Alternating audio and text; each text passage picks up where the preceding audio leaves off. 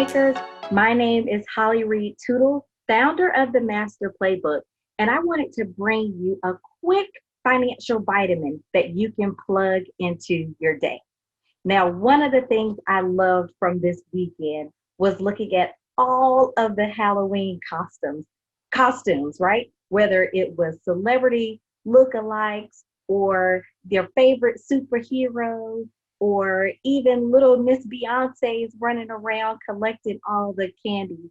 But before all the candy disappears, I want to make sure that you are taking advantage of this holiday and making it a teachable money moment. Hi, parents. I'm Holly Reid Tootle, the creator of the masterplaybook.com, and you are in the right place if you want to raise money smart kids and give them a solid financial foundation. Make sure you hit that red subscribe button and click that notification bell.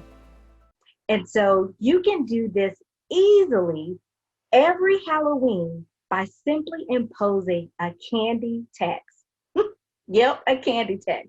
It's time for all your little princesses, all the Mr. Spider-Mans, all the little dinosaurs in your home to pay their fair share. And what better way to teach them about real money matters than using something that they can absolutely relate to. So here's how you do it.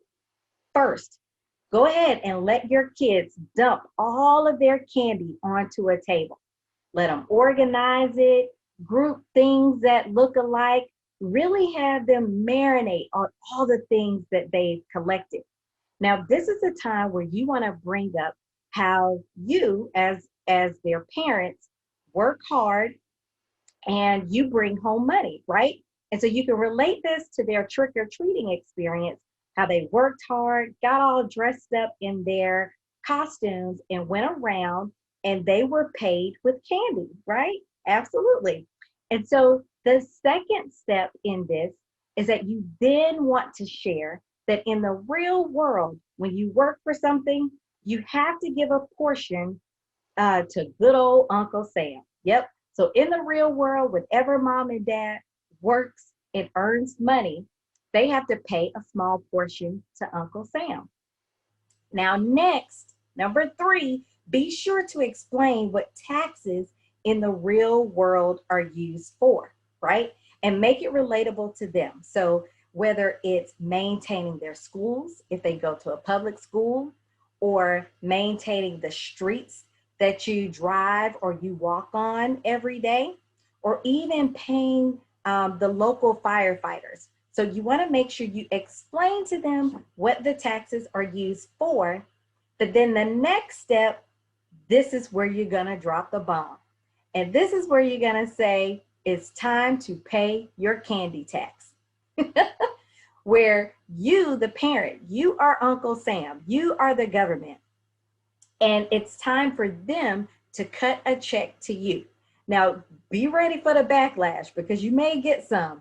Why do I have to pay you? Why do I have to pay you? Well, it's because you allowed them to go trick or treat, or you took them to a special event where it was safe for them to go around and collect their candy. And now it's time for them to pay their candy tax.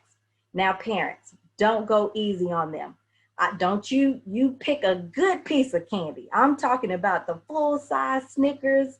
You leave that trash candy corn over to the side and pick a good piece of candy so that they can really feel the uncomfortableness of having to give up something that they thought was theirs, okay?